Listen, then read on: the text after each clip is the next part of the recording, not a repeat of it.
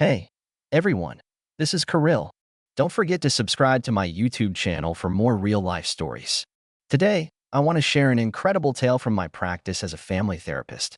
This story belongs to a young man named Ethan, who discovered at the age of 20 that his life wasn't what it seemed. Raised in a peaceful suburban town by loving parents, Michael and Linda, Ethan believed he knew his roots. But a chance encounter with some tucked-away documents shattered that belief. Ethan grew up in a typical middle-class neighborhood, tree-lined streets, a local diner where everyone knew each other's names, and a small high school that doubled as the cultural center of town. Michael worked as a technician in a manufacturing plant, while Linda was a part-time volunteer at the local library. They led a modest but comfortable life, focusing their energy on giving Ethan every opportunity they themselves hadn't had. One day, while rummaging through the attic for old yearbooks, Ethan stumbled upon a battered cardboard box. Inside were family photos, letters, and legal papers that didn't quite make sense. Among them was an official-looking birth certificate with details that didn't match the one he'd always seen. The name listed under Mother was someone he'd never heard of. The father's name was either redacted or simply not there. It was hard to tell because a corner of the document was ripped away. Naturally, Ethan tried to shrug it off, telling himself it had to be a mistake. But curiosity got the better of him. He cross-referenced the date on those papers and realized it matched his birthday exactly. What he read next baffled him. The last names were totally unfamiliar. There was also a cryptic note with a signature he couldn't decipher. It dawned on him that these were no random records. They might be the key to an identity he never realized he didn't have. He confronted Linda first, catching her off guard in the living room. She was watching a true crime segment on TV, clutching a mug of chamomile tea. "Ethan, quietly, Mom. I found something in the attic. These documents. They're about me, right?" Linda's face fell. She gently placed her mug on a coaster, her trembling hands revealing more than words ever could. Linda, voice shaky. "Ethan, where did you find those? We should talk about this with your father." Later that evening, Michael joined them at the kitchen table. The room was silent except for the hum of the old fridge. The tension felt as if it might crack the very walls. "Michael, son, I always knew this moment might come. We wanted to tell you the truth ourselves, but time kept slipping by. We didn't want to hurt you." Ethan, scowling. "So, I was adopted? And you never thought to mention it?" "Linda, we love you like our own. We never, ever wanted you to feel different. We were afraid you'd hate us or try to find them." Their halting confession poured out in fragments, revealing that Linda had experienced serious complications during pregnancy and was told she might never conceive again. Around that same time, they learned of a newborn, apparently abandoned at a hospital in another county. After a barrage of paperwork, they brought Ethan home. It was a decision fueled by heartbreak and love, Michael insisted, not by deceit. Still, Ethan couldn't mask his hurt. He'd always prided himself on being honest and open with his parents, so discovering they had a 20-year secret turned his world upside down. He decided, then and there, to seek professional help, someone neutral who could guide him and his parents through this crisis. That's how he ended up in my office, his eyes flashing with betrayal and confusion. "Ethan, to me, in our first session I feel like I don't know who I am anymore. How can I trust anything they say if they kept this from me?" I recognized the mix of anger and heartbreak. Ethan wasn't just grappling with identity, he was grappling with the sense of having been lied to. That's where our journey began. This initial conversation laid bare the raw emotions and opened the door to a bigger story, one involving birth parents he'd never met, and the adoptive parents who were terrified of losing their son. By the end of our first session, Ethan admitted he'd do whatever it took to discover the truth. Michael and Linda, disheartened by the prospect of losing his trust, reluctantly agreed to cooperate, though they pleaded with him not to make any rash decisions. It was clear that Ethan's next steps would either unify this family under a new mutual understanding or rip them apart. As a family therapist, I had seen many such dramas unfold, but rarely had I encountered one so fraught with unanswered questions, legal tangles, and deep emotional stakes. We concluded that we'd meet again in a week, giving everyone time to breathe and to brace themselves for the revelations still to come. In the days following Ethan's discovery, a storm brewed in his mind.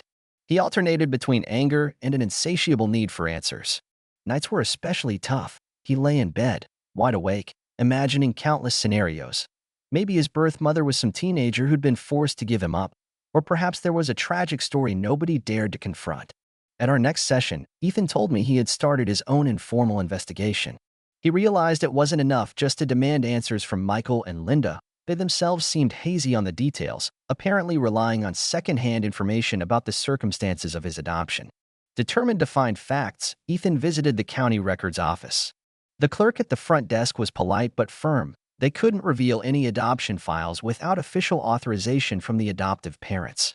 This red tape reminded him that, though he was an adult, the law in many states protects adoption records to preserve privacy. Ethan frustrated. In my office, it's like the system is built to keep adoptees in the dark. They tell me I need my parents' consent, but mom and dad say they don't have the authority to open all the files. They seem as stuck as I am. Seeing his distress, I suggested he consider a different route. Occasionally, hospital records, especially from smaller, rural hospitals, contain enough clues to jumpstart a search. If Ethan learned the name of the hospital where he was born, he might find leads through staff members who had been working there at the time. Many nurses and doctors develop a personal attachment to cases like his and could recall the mother or the situation. Fueled by hope, Ethan dove into these inquiries, calling different hospitals in neighboring counties. He had only approximate dates, but each phone call represented a chance. Most of the time, he hit a dead end. Administration staff repeated the same privacy policies. Nonetheless, his persistence was unwavering. A tip from an older nurse at a small clinic in River Falls led him to believe his birth mother's name could be Emily Carter. The nurse couldn't reveal more but mentioned a girl who had left soon after giving birth, seemingly with nowhere to go. That name, Emily Carter, stuck in Ethan's head like an echo. He checked social media, local directories, anything that might contain those words. The trouble was, Emily Carter turned out to be a relatively common name. Still, the nurse had hinted Emily was about 16 or 17 at the time of birth, meaning she'd now be in her late 30s.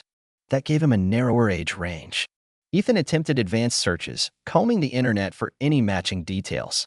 Meanwhile, tension at home soared. Michael and Linda sensed Ethan's drive and worried about his emotional well-being. They had spent 2 decades building a life as a cohesive family unit, and the thought of him rejecting them out of anger was devastating.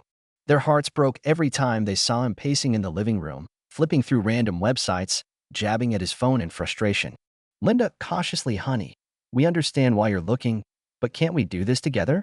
We don't want you to feel alone." Ethan clipped tone-eyed like that, "But I'm not sure we're on the same side. You kept this secret from me. Why should I trust you now?" That stung Linda deeply. Michael, for his part, tried to remain calm. Whenever Ethan stormed out, Michael would stand by the front window, hands shoved in his pockets. A tense figure of remorse. In the midst of this family strain, Ethan decided to ask for help from someone he trusted. His best friend, Zach, a savvy tech guy who specialized in data analytics. If anyone could parse through multiple states' birth index records, it was Zach. Late one evening, they set up shop in Ethan's bedroom with 2 laptops, energy drinks, and an ever-growing spreadsheet of names. Hours ticked by with no success. Then, out of the blue, they found a high school yearbook photo of an Emily Carter from a small town in Montana, someone who would be about the right age. Her social media account had long been inactive, but the pieces started to align: a birth date, a relocation, and a few scattered hints about a past nobody seemed willing to discuss. Zach, excited dude, this might be her. She was in Montana, then apparently moved out of state. Maybe you can track her through property records or old addresses. While Ethan pursued every clue, I continued guiding him to balance his emotional upheaval with a bit of patience. As his therapist, I reminded him that these revelations were not just paperwork, but involved real people with complicated lives. If Emily Carter turned out to be his birth mother, she might harbor guilt, pain, or regrets that would make a direct confrontation traumatic for both of them. At the same time, Linda and Michael joined me for a separate session. They were conflicted. On one hand, they wanted Ethan to find peace of mind. On the other, the notion of him potentially forging a relationship with his birth mother left them fearing they'd be sidelined. Michael, with a sigh, "We've done everything we can for him. We gave him love, a home, a future. Now, in the blink of an eye, it feels like we might lose all of that." Linda, "He's our son, no matter what. But it hurts to see him so angry, so distant." I advised them to keep lines of communication open, no matter how one-sided it might feel. Let Ethan know they supported his search, even if it caused them pain. This was a pivotal moment. If they tried to stop him, he might resent them more. Acceptance, even if it stung, was their best chance at staying close. By the end of that week, Ethan had enough potential leads to make some phone calls to people who'd known Emily Carter back in high school. Though some leads fizzled, one old classmate in California recalled Emily mentioning a lost child. The path ahead was tangled, but Ethan felt an electrifying sense of momentum. As he pieced together the puzzle, the emotional stakes rose. The rest of his life had always seemed straightforward: college plans, maybe a future in software design or teaching. Now, everything hinged on discovering who he really was. It was clear the search had just begun. Each new name or address could be a clue or a dead end. Meanwhile, the bonds within his adoptive family stretched thin, threatening to snap under the weight of secrets and anguish. Yet Ethan couldn't slow down. The truth was too close, and every fiber of his being demanded to find it. A month later, Ethan showed up at my office with a restless, almost anxious energy. He was about to do something he once thought impossible: meet the woman he believed was his birth mother. After countless phone calls, messages, and background checks, he managed to locate Emily Carter in a modest neighborhood near Seattle. She'd responded to his email with hesitation but agreed to a face-to-face conversation once she realized he truly might be her long-lost son. Ethan, nervous grin: "I can't believe it's happening. Document part of me is terrified. What if she's not the right person? Or what if she is, and she regrets meeting me?" I offered him the best pre-visit advice I could: to manage his expectations, keep an open mind, and remember that Emily might carry a lot of guilt, confusion, or even denial. Ethan nodded, but it was clear he was already envisioning 1,000 possible outcomes. The day arrived, and he drove up to Seattle with Zach. They navigated a drizzly cityscape of coffee shops, evergreen trees, and the occasional glint of neon from local bars. Emily's address led them to a narrow 2-story house with chipped paint and a sagging porch. Heart pounding, Ethan knocked on the door. A moment later, a soft-spoken woman in her late 30s appeared. She had lines around her eyes that hinted at hardship and a faint scar across her left cheek. She looked at him intently. "Emily, tentative, you must be Ethan." I'm Emily. Come on in." Inside, the home was cozy though somewhat bare. A mismatched couch and a small TV were the main features of the living room. They sat down, exchanging awkward glances. Emily seemed on the verge of tears, but she held herself together with admirable composure. "Ethan, I'm not even sure where to start. I found an old birth certificate that mentioned Emily Carter. My adoptive parents said I came from a hospital in Montana, and then I followed some trails that led me here." Emily, voice quavering: "I always wondered if you'd look for me. I was 17, alone, and my own parents, well, they didn't give me much of a choice. I was told to give you up or face disownment. At that age, everything felt impossible. If I had known then what I know now, I might have fought harder." She explained how, at 16, she had gotten pregnant by a boy who left the picture immediately. Her parents were religious and deeply concerned with appearances, so they insisted she relinquish the baby for adoption. Once she turned 18, she left home entirely, drifting from state to state in search of stability. By the time she settled in Seattle, she'd barely kept any documents relating to the adoption, just a faded photograph of a newborn in a hospital blanket. Ethan, voice trembling: "So, you did remember me?" Emily, "Every day. There were times I wanted to search for you, but I had so little information. And I was scared of being rejected again, by you, by your adoptive family, by everyone." Her words struck Ethan with a force he hadn't anticipated. He realized she wasn't a heartless stranger who'd cast him aside. She was a desperate teenager forced to choose between the child she loved and the only home she knew. Waves of empathy and heartbreak washed over him, mixing with lingering resentment that he'd been kept in the dark. They talked for hours. Emily showed him that one old photo, the corners yellowed and worn. It was a tiny image of her holding a swaddled infant in a hospital bed, a moment captured in time before everything changed. That snapshot was the only proof she had that Ethan was once in her arms. "Ethan, quietly, thank you for agreeing to see me. I'm still trying to figure out what I'm supposed to do with all this, how to feel about you, about my adoptive parents, about everything." Emily, "I don't have answers, Ethan. I only know that I've dreamed of a day like this. If you'll allow me into your life, even just to answer your questions, I'd be grateful." Later, Emily brought up the subject of Ethan's biological father. She admitted she had no idea where he ended up. The last she heard, he was in California, but that was hearsay from a mutual friend she hadn't seen in over a decade. Ethan felt a flicker of disappointment, but also relief. Finding one birth parent was already overwhelming. Locating the other might be more than he could handle right now. As they said goodbye, Emily gave him a gentle hug, tears finally spilling over. Ethan's stomach knotted with conflicting emotions, part sadness, part release, and part a strange sense of belonging. Zach, waiting quietly by the car, gave Ethan a reassuring pat on the shoulder as they drove off. Neither spoke for a while. The significance of the meeting was too heavy for casual commentary. Ethan called me that same night, his voice trembling with a mixture of awe and fatigue. He tried to describe the swirl of pity, resentment, relief, and love he felt all at once. I told him it was normal to experience such an emotional roller coaster. This meeting had been the first step toward forging a new identity, one that bridged the gap between the mother who gave him life and the parents who raised him. Yet the road ahead was far from clear. Back home, Michael and Linda awaited news, both anxious and apprehensive. Their beloved son, who had never questioned their bond until now, had suddenly formed a connection with someone they viewed as an outsider. How? They wondered, would it affect their own relationship with Ethan? And how would Emily fit into the larger family picture? One thing was certain. No matter how many times Ethan replayed that meeting in his mind, he couldn't go back to the ignorance of before. The truth, painful, complicated, and messy, was out in the open. And there was no telling how all these moving parts would eventually fall into place. Ethan spent the following weeks juggling emotions he could barely name. On one side, he felt an undeniable bond with Emily.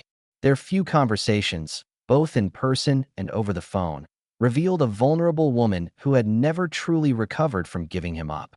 On the other side, Michael and Linda were the only parents he'd ever truly known, having cared for him unconditionally for 2 decades. At a therapy session, Ethan voiced the core of his dilemma. How could he integrate Emily into his life without betraying Michael and Linda? And if it came down to loyalty, where should it lie? Ethan, torn they raised me, gave me everything. But Emily's the reason I'm even alive. I feel like I owe her something, too. Am I being disloyal? I reassured him that in family systems, loyalties can be shared. Love isn't a finite resource. It might be awkward at first, but it's possible to nurture ties with both adoptive and biological families. However, his adoptive parents' raw fear was that they'd be displaced if Ethan grew too close to Emily. Indeed, Linda confided her anxieties in a private session. Linda, eyes downcast, I can't fault him for wanting the truth. But I'm terrified he'll think we're less his parents now, that everything we've done suddenly counts for nothing. Michael, it feels like we're about to lose our son to a stranger who reappeared at her convenience. I recommended a mediated conversation involving Ethan, Michael, and Linda. They agreed, albeit nervously. When the day came, they sat in my office, the tension almost palpable. Ethan explained his feelings, how meeting Emily brought him clarity, but also new heartache. Linda listened intently, tears brimming. Ethan, I know I lashed out before. I was angry. I still am, but not at you too. I'm mad at the situation, at the fact that this was hidden from me. Linda, we truly believed we were protecting you. We never wanted you to feel abandoned. Michael, we're just scared. We don't want to lose you. Though the conversation was painful, it was also cathartic. They established a mutual understanding. Ethan wouldn't forsake the family that raised him, and in return, Michael and Linda vowed not to stand in the way of his connection with Emily. It was far from simple. Resentments lingered, misunderstandings surfaced, but they emerged with a fragile truce. In the meantime, Emily made efforts to reassure everyone she wasn't seeking to steal Ethan away. She texted Linda, offering to explain her side of the story, but Linda wasn't ready for direct contact yet. Regardless, Emily's intention was clear. She wanted Ethan in her life, but she had no desire to disrupt the bond he shared with Michael and Linda. Ethan soon learned that reconciling these emotional worlds also had a legal dimension. Adoptions in many states come with legal frameworks that clearly define parental rights. While he was now an adult, certain details, like official amendments to birth records, could only be accessed under specific conditions.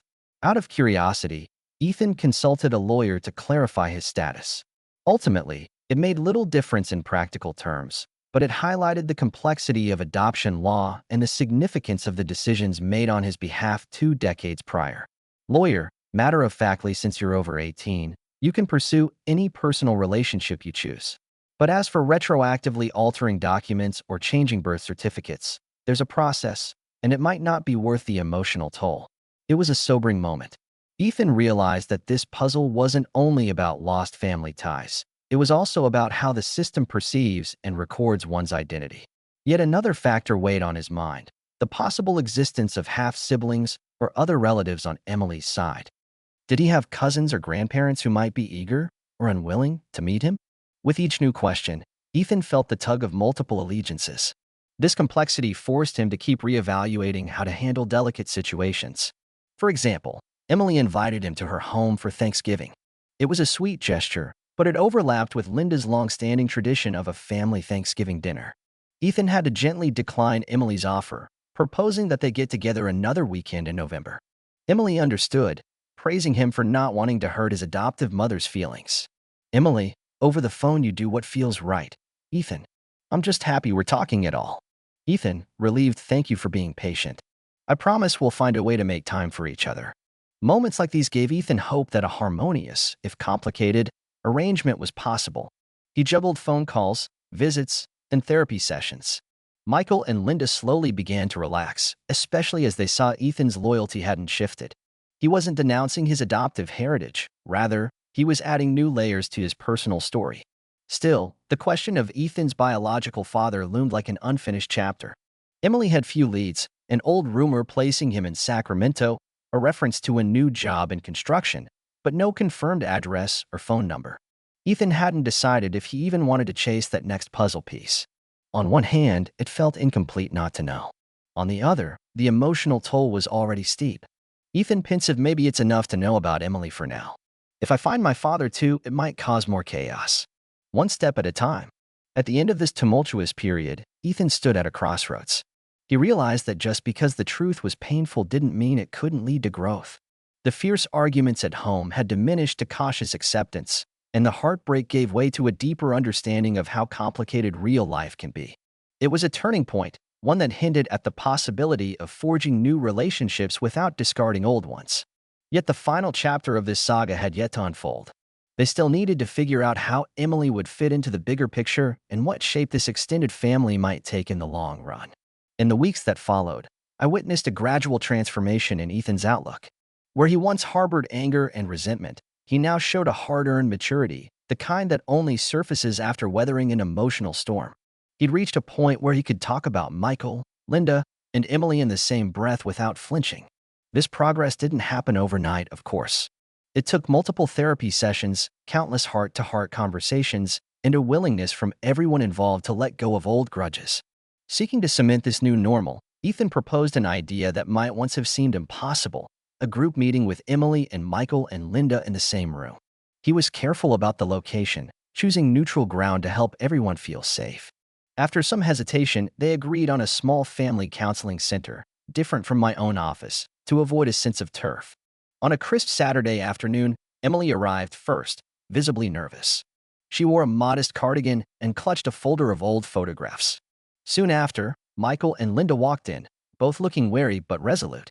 Ethan stood at the center of the room, forging polite introductions, and I observed quietly, ready to mediate if tension arose. Michael forced smile. "Emily, hi. Nice to meet you under these circumstances."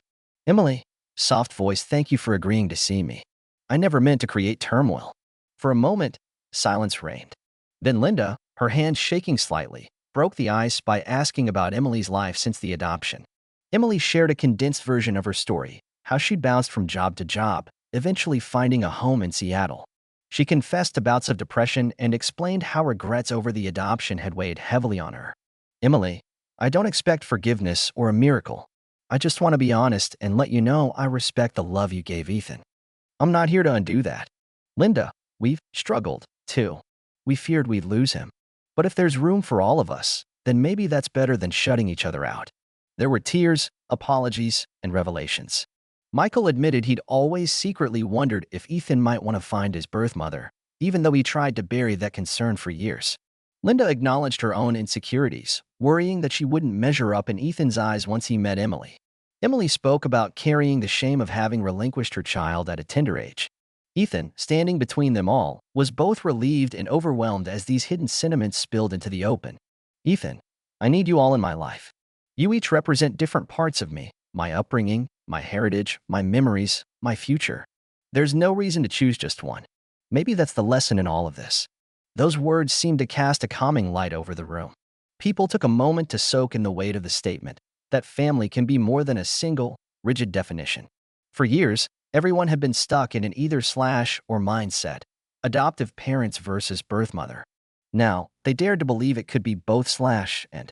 After the emotional conversation, they looked at old photos. Emily showed snapshots of her childhood in Montana. Linda and Michael passed around pictures of Ethan growing up, his first day of kindergarten, birthday parties, soccer games. To some, it might sound like a trivial exchange, but it was actually a moment of healing, bridging the gap between what had been lost and what had been found. Emily, smiling through tears, it's so wonderful to see how happy he was. Thank you for that. Linda, holding up a picture of a younger Ethan in a baseball cap, he's always been a ray of sunshine in our home. The session didn't resolve every lingering doubt. People don't shed decades of pain in an hour. But it set a tone for coexistence. In the weeks that followed, Ethan arranged for occasional calls between Emily and Linda, which started off polite and somewhat strained but grew more open with time. Michael, meanwhile, respected Ethan's decision to keep pursuing a connection with Emily, though he tried not to dwell too heavily on it. He recognized that holding on too tightly would only push Ethan away. In private discussions, Ethan and Emily touched on the idea of searching for his biological father. She provided a few vague leads, though it was unlikely to yield anything concrete. Ethan realized he wasn't quite ready to open another emotional front yet. If he eventually sought out his father, he wanted to do so from a place of stability, not desperation. As for me, I watched the metamorphosis from a front row seat. It's rare to see so much honesty and effort in a situation that could easily have devolved into blame and bitterness. The key was that each party, Ethan, Michael, Linda, and Emily, chose empathy over resentment and transparency over secrets. They discovered that truth, no matter how painful, can unify rather than divide when handled with care. By the time Ethan came to what would be our final scheduled session, he looked visibly lighter. He still had questions about his heritage, his place in two families, and the shape of his relationships going forward, but he no longer seemed burdened by anger or suspicion. Ethan, it's weird, but I feel like I'm finally me, both son to Linda and Michael, and the biological child of Emily. I can accept all of it. That statement underscored how far he'd come. He learned that family is more than shared blood or official papers. It's the people who invest in you, guide you, and stand by you, whether they brought you into the world or nurtured you through it. And while none of them could erase the mistakes or regrets of the past, they no longer had to be shackled by them. In the end, Ethan's story is a testament to resilience, communication, and the kind of love that recognizes everyone's needs. Where some families break under the weight of secrets, these individuals manage to forge a delicate but powerful bridge. It may not look picture perfect, but it's real, alive, and open to growth, everything a family needs to survive and thrive. Thank you for reading. Once again, if you appreciate real stories like this, subscribe to my YouTube channel. I'm Kirill, and I'm dedicated to bringing you honest, heartfelt accounts that reveal the many ways people learn to heal and come together against all odds.